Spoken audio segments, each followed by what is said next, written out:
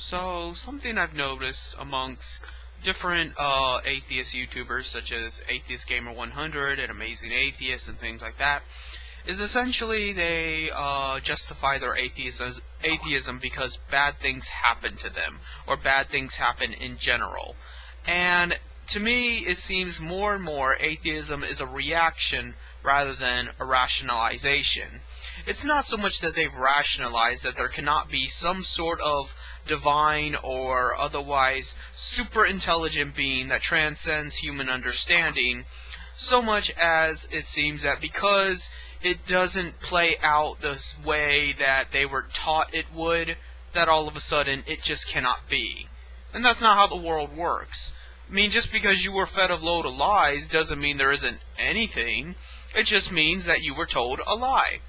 And nowhere in the Bible does it ever suggest that God is this all-loving, all-caring Santa Claus that's gonna just bombard you with presents and peace and love and serenity or anything like that. Nowhere in the Bible does it say that. All it says in the Bible is that when you live through Christ, you will ascend into a greater plane. That through Christ, you will transcend this mortal body and these mortal problems and live amongst the heavens with God, and through His divine law, you will find peace and love and blah blah blah. So, in essence, the Bible's saying that yes, this world does suck. And it sucks because it is in the absence of God. It is absent from that divine nature, so it's going to suck. And at no point does it try to say otherwise. It is modern Christians that have given you this bullshit line that apparently God is everywhere and God has a plan for you and God is intervening and influencing the decisions and environment and things like that. No, the Bible says that this world is rotten, that this world is perpetuated by demonic forces and people's own sinful nature. So therefore, you cannot blame God for what is essentially man's doings, demons' doings, and the undoings of their own ideology and beliefs. So, maybe some might consider that an excuse, that that's just an apology for religious indoctrination. But let me put it to you this way. Only in the past 100 years or so has people, even in the West, because not even all over the world, but primarily in the West, have people believed in this all-loving, all-good, all-powerful God of convenience. That God is just conveniently everything. God is all-knowing, God is all-good, God is all-powerful, and everything, it just makes sense, you just don't see it yet. And it just works to their favor, to the elite's favor, to make you have this blind faith that there is just this ultimate good, and that it'll all work itself out in the end, and that you will either realize that that's full of shit and plummet into depression and anxiety and realize that that just cannot possibly be, and you'll be very stagnant and very defensive, and but you're still a slave. Or you'll believe the lie and be a slave with a smile. That's what it comes down to. Whether or not you're cynical or optimistic about it, it benefits the elite. Because the elite are not stupid. They're experts on psychology. They're experts on how humans interact and react to one another. So they know how you're going to, deal with these pressures and these, distancing from facts. They know that you're going to react in either a negative or neutral way toward the lie. And they know that at the end of the day, you're just going to carry on with your stupid life no matter what. And that's the problem I have with atheists. I don't have a problem with them in and of itself not believing in a God, but I have a problem with the fact that they're just being reactionary about it. That they're simply reacting to the fact that they're basing their beliefs off of the lie that they know is a lie. If you know it is a lie, then why are you just going to commend the lie by saying that, oh, well, since that lie wasn't true, then nothing is true. Then there is no God at all. No, that's a leap, but that's an incredible leap in logic that just does not lead to anything. That is just complete submission and complete intellectual laziness. That doesn't necessarily mean there isn't a God. It just means there isn't a God as stated by the people that don't know shit. By the people that conveniently say that God is all loving and all caring and all powerful and blah blah blah. You know, I have never once in my videos said that I believe in a God that is just conveniently everything. He's conveniently all-powerful and conveniently all-knowing and conveniently all-loving. And throughout history, most people never said that. Most people believed in a multitude of gods. They believed in gods for minor things. There was a god for farming. There was a god for, swimming. There was a god for the oceans and the storms and the sky and the mountains and everything like that. And the reason why was because in the old days, people understood just a little bit better the idea of the force, the idea of principalities dictating the course of the universe. And because of that, there could very well be transdimensional beings running the show, dictating the future course of our universe. They could be influencing it indirectly or directly, but that you cannot just say that there is one all-pervasive God. That there is just one cosmic plan and it's all going to work itself out because there is just no evidence to support that. But just because there's no evidence to support that doesn't mean you throw the baby out with the bathwater. Yes, that theory is full of shit. That theory has no basis on reality. But does that mean that there's simply no transdimensional beings? That there's simply no higher intelligent life forms? That there's simply no spiritual element to our existence? Not necessarily. So, I have this problem with trying to communicate this to other people, that just because you don't believe in a Christian God doesn't mean you don't believe in a God. And in fact, the Christian God is nothing like the way most Christians have portrayed him. Most Christians don't actually read the Bible. Most Christians have never studied Christian doctrine or Christian history. They have just accepted what their pastors say. They accept what society has deemed Christianity, and it's turned it into a complete fabrication. But real Christianity, as written in the Bible, as scribed throughout history, is nothing like that. Nowhere in the Bible does it say that God is essentially rainbows and puppies. That's My Little Pony. What you are advocating if you're a Christian, or what you are dismissing if you're an atheist, is fucking My Little Pony. You're not a Christian, you're a brony. That's what it comes down to.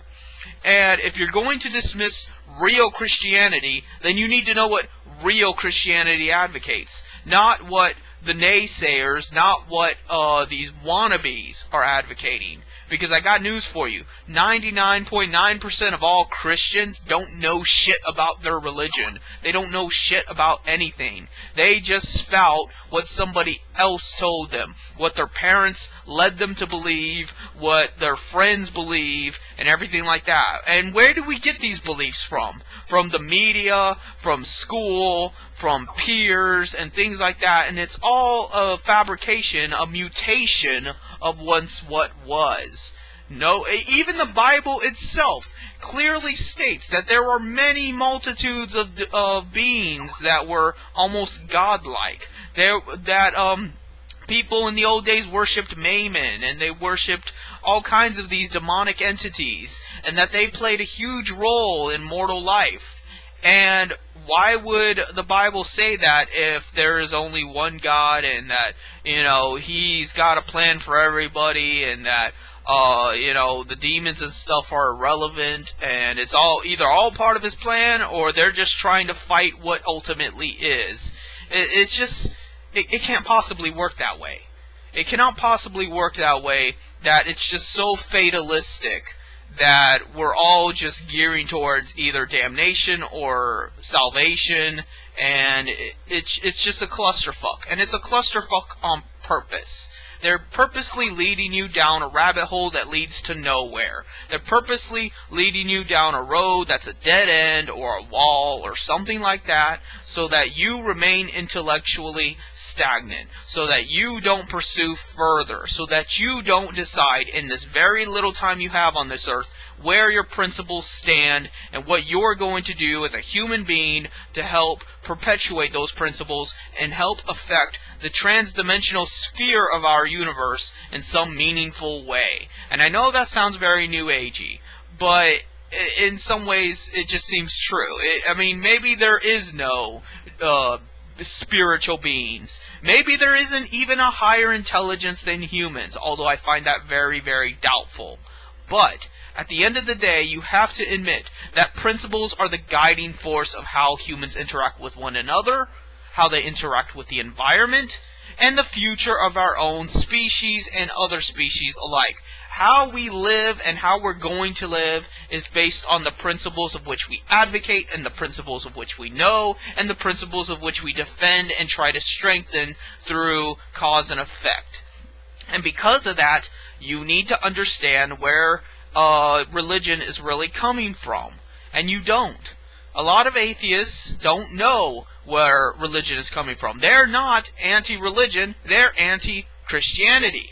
And Christians are not even really Christians. They are this own made-up My Little Pony shit they've made up in their heads. So, both of you are wrong. Both of you are just banging your heads against one another over something that's just a complete ruse. And why? How can you not possibly see that? How can you not possibly see, if you know that it's a lie, and you know that it can't possibly all be this way, why are you going to continue saying it? Why are you going to continue responding to it and giving it credit through the fact that you're just acting like you're on the opposite team? There is no opposite team. The only opposite team is the principles of which you advocate. Now, if you want to advocate truth, if you want to advocate sincerity, and that people actually speak what they really want to say and what they're really thinking and feeling and what they've experienced and things like that, then that's something else. But then, if that were true, why do you advocate moderators? Why do you advocate moderators being able to come down on that and keep people hidden and keep things in secrecy and keep people in the dark by dictating who can and who can't speak? So, it all comes back to that. It all comes back to, if you believe in any semblance of righteousness or good, you don't necessarily need a religion. You don't necessarily need to believe in a higher power. But you have to believe it's there. You have to believe that those principles have some sort of basis on reality. And you have to believe that it is up to you as the individual to take some responsibility and try to pursue those greater principles and try to plant them like seeds into the ground so that they grow and flourish, and then more and more it compounds itself, and then our environment changes for the better. You have to know that. So, what's up? What's up with atheists? What's up with Christians? Why are they all perpetuating this lie that doesn't benefit either one of them? It doesn't benefit anyone outside of their sphere. It doesn't benefit anybody. It's just worshiping evil. That's what it comes down to. You're all worshiping evil. You are all worshiping an evil force that just is self-destruction, self-annihilation, self-deceit, and nobody's getting anything out of it.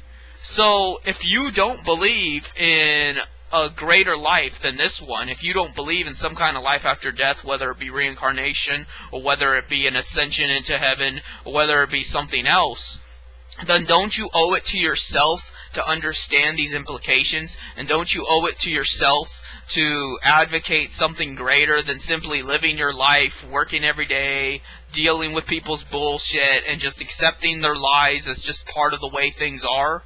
So, I don't even know what to say here. Christians have a responsibility to themselves and to the religion to actually advocate a principle higher than what they're doing, and atheists owe it to themselves and their principles to, advocate the same thing. Regardless of what you believe, you need to have some kind of basis of where you're going. You need to have some kind of basis of what you're advocating and what you plan to do and what you want out of life. And I just don't see that.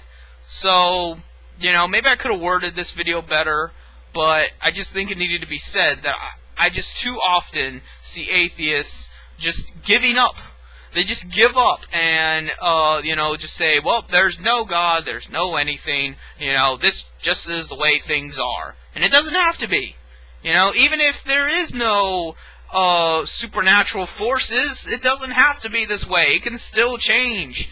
We still live in a materialistic world that is subject to change by biology and by circumstances, sociology, and why not work with that? So, I'm failing to comprehend here why atheists care so much about what the fake Christians believe. Yeah, the fake Christians, they're full of shit. And their beliefs are all perpetuated by one lie after another. I understand that. But that's not the main issue here. That's the symptom. It's not the problem. And you, as the supposedly more intellectual person that's, escaped the lie, you took the red pill, should know that. But you don't. So clearly you haven't taken the red pill. Clearly you're just as dumb and just as, lost as your Christian peer. So why you even bothering? And to Christians who think that they know what's up and that, atheists just lost their way and they're just living in sin or whatever, then why aren't you doing more? Why are you sitting on your ass and waiting for your God to come down from heaven and just fix everything for you? Why do you think that you're just somehow this special little flower that doesn't move and just waits for Jesus to come and stroke you like a doggy? It just doesn't make any sense to me. So, give that some consideration. Leave a comment in the comments section. Things like that.